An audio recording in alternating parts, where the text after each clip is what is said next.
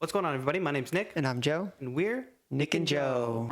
We are here in the final chapter of our review of ITZY's Kill My Doubt EP. Oh, fantastic. Well, the last song, Kill Shot, is what we have today. And I should say we've just reacted to all of the other tracks, which you can catch here on our channel. We'll put them in a playlist, link in the description. Of course, we reacted to the music videos, Bet On Me, Cake, None of My Business. If more music videos come out, I will be reacting to those as well. So subscribe, turn notifications on. So this has got to be a big finish here. It's called Kill Shot. It's called Kill Shot. And I do think of that scene in the Cake music video where Yujin was not quite hitting the kill shot. Yeah, and then they faked the kill shot for her. But do you notice something about this song in the context of the album?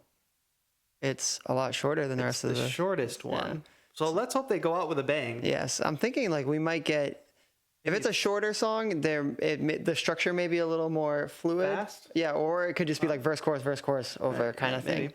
So, or it maybe could it's be a big like an ending ballad. Yeah. Who knows? It's called Kill Shot. Yeah. We were wrong about the previous one. Yeah, so let's be wrong again. Well, I hope they're going to go out with a bang here. Yeah. Shall we listen? Yep, only one way to find out. Let's go. All right, you ready? Oh, I'm ready.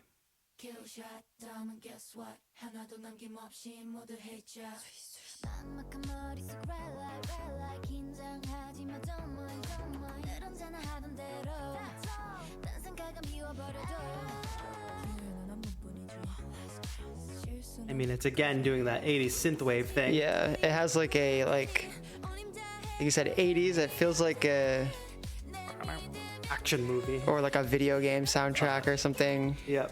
Or like some cyberpunk vibe with the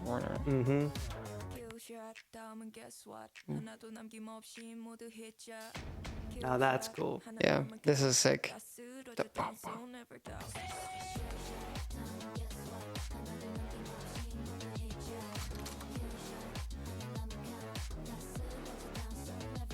If I think about this, feels like a sequel to Mafia almost. Yeah.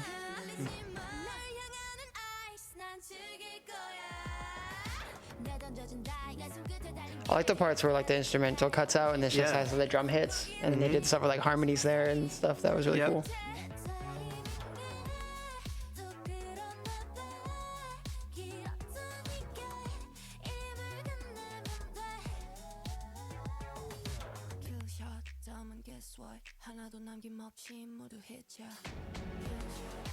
Just calls your attention to the track. To me, that's the coolest part. Yeah. This is another. I was joking that Bratty could go on the Barbie soundtrack, but this could be on a soundtrack too. Yeah. Like, it's almost in the vein of like a Fast and Furious, like SFAD, that track from originally from Fast and Furious.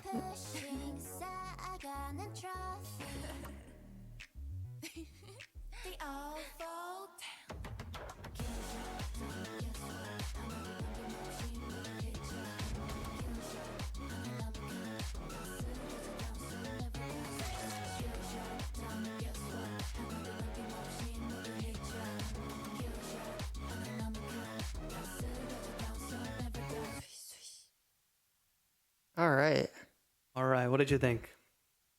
I actually really like that song. Yeah, I feel like that's like a good song to like work out to or something. Oh yeah, for sure. Like, good workout song. Yeah, like I think that song is one of the more interesting ones on the album, I think.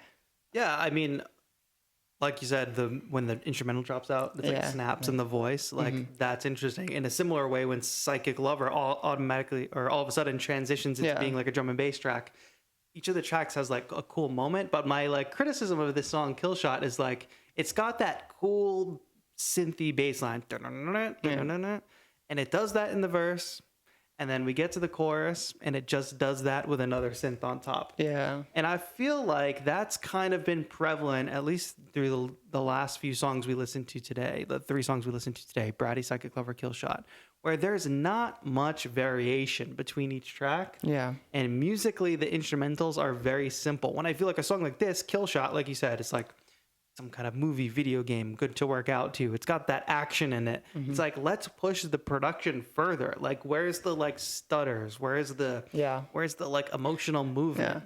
I said like it's like the sequel to Mafia almost, but like the production of that song like has a lot of really cool moments from from the initial verse all the way to the end chorus that kind of elevates it, like it grows throughout. It's like it's kind of because I think that me wanting more. It's funny that to me, like I think the best parts of the song and the coolest parts of the song are when the instrumental cuts out. And they're just singing, and then it's just like the 2 drum hits, like boom, boom.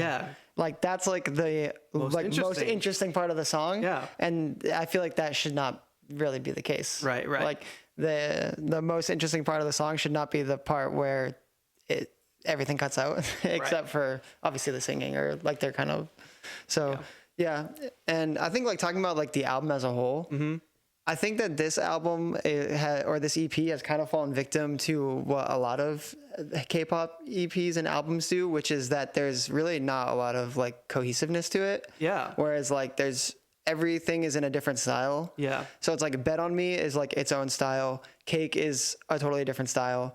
I think None of My Business and Bratty kind of similar instrumentation, I guess, in like a way. For one reason, it could just sound like every track is so different and there's no kind of fluid nature between each track. It's like JYP's practice of they just shop for instrumentals from big name, or not big name producers, or producers that are specifically writing for K-pop usually, which means they can have their choice of what they think are the best instrumentals, but also means like you're getting a bunch of different sounds and a bunch of different music from a bunch of different producers. It's going to sound different. So that's going to have an effect on the music. We look at the credits, like first song, Bet on Me. I didn't hear JYP's tag in any of these songs. I don't know if I just missed it, but I did notice that. He's got writing credits on this, and then you notice there's like a bunch of other people, right? Pay attention to like the produced by, and then we like jump down here. Different person. Like every song, pretty much, I would imagine. I didn't look at each one, but different person. Different producers, different writers, even. It's gonna have an effect on the music, and I think that can work out sometimes because it's not like this is new. It's not like this is new for JYP artists or even other artists. But it kind of can result in an album like this where I don't feel I can understand the overall theme of the album, which maybe people don't care about that anymore, but we're seeing artists do it these days well. And successfully. There's a lot of groups with in-house producers who produce every track, and it's not that every track is the same, it's that there's just like a style. So when you're listening, like for me to sit down and listen to like a 6-song EP, like if I want to listen to 6 different songs, I might as well just go and on shuffle on a playlist. Yeah, exactly. But if I want to listen to like a 6-song EP, I want to listen to the whole thing, and it should feel like you're listening to something with a beginning, middle, and end. And it's like, that's like the way that albums have been released in the past. But I think a lot of, in K-pop specifically, they've very much gotten away from that. A lot of groups have. And I think the groups that have done that and are not always, but we're seeing success from those guys. If you look at Blackpink, if you look at New Jeans, like you see these groups have success by like having a style and sticking to it. And it doesn't even have to be that it's a producer in-house that produces all the songs, but it does come down to like supervision and creative direction. Like you can shop for all the instrumentals you want, but hopefully the person would be overseeing the overall vision of the album or just the general concept of the group. Like, what is ITZY's concept at this point? I feel like in their original, like especially in their like original singles, like the songs that I heard that made me really like ITZY, like I felt like a specific thing, like a specific feeling of fun and energy. And it's fine to change that over the years and have darker stuff, but like now I just feel like we're caught somewhere in the middle. Like there's not like a clear direction or a clear like there's not like a clear vision in my head of what ITZY is. Yeah. And it's from a person like JYP who, like, I've been watching the doc and it's been really interesting. He is very straight ahead with them, like on the performance side of things, like trying to get the best performances out of them. But I just wonder what their process is for like beyond just the performance in the vocal booth. What does the group mean? Like what's behind the group that's going to keep people interested and keep people loving them, which I'm not saying I like ITZY less for this album. I'm just saying I'm probably going to listen to a lot of other ITZY songs before I listen to a lot of these songs. And I think it's like not to say anything negative about the group, obviously, but it's just like it just seems that like as time has gone on, it's like release after release after release. It's like I find myself listening to each progressive release like less and less and less. Like it's getting watered down a little bit each time with each release, and that might seem harsh, but like I don't know. I'm curious to see what ITZY fans think and what the reception is of this. And I'm not talking about like if you're a stan, that's great. I'm glad you'll support a group no matter what. But like, what do you think of this album musically in comparison to other albums? Like we all have our favorite groups where it's like I'm gonna like them no matter what they do. And or even if I don't particularly like it, I'll listen to it a million times and I'll say that I like it. End up liking it anyway. Yeah, exactly. Like, it's like that kind of thing. Yeah, but I wonder. Who knows? Maybe we're thinking about it too hard, and yeah, it's not how people think about it. But I think for me personally, it's like we heard Bet on Me and we heard None of My Business. And when I heard those two songs, I had kind of high hopes. Set a high bar for what the EP was going to be. And I think it's coming in a little below what I had hoped for, what I had maybe expected.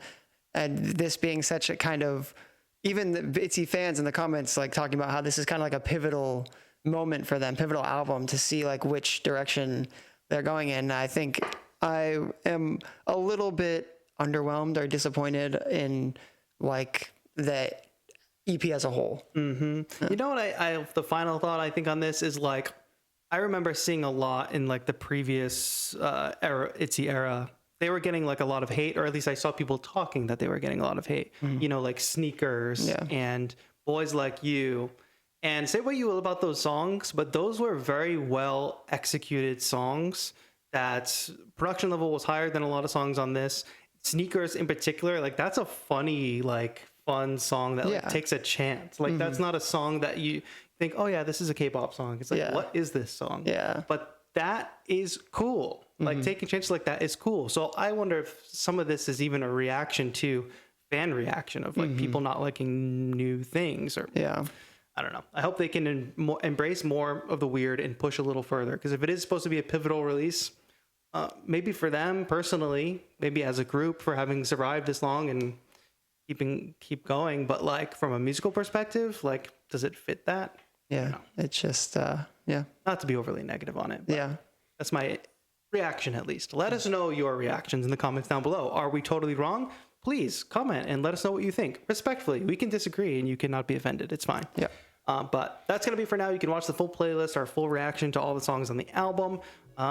And that's going to be it. Thanks so much for watching. My name's Nick. And I'm Joe. And we're Nick and Joe.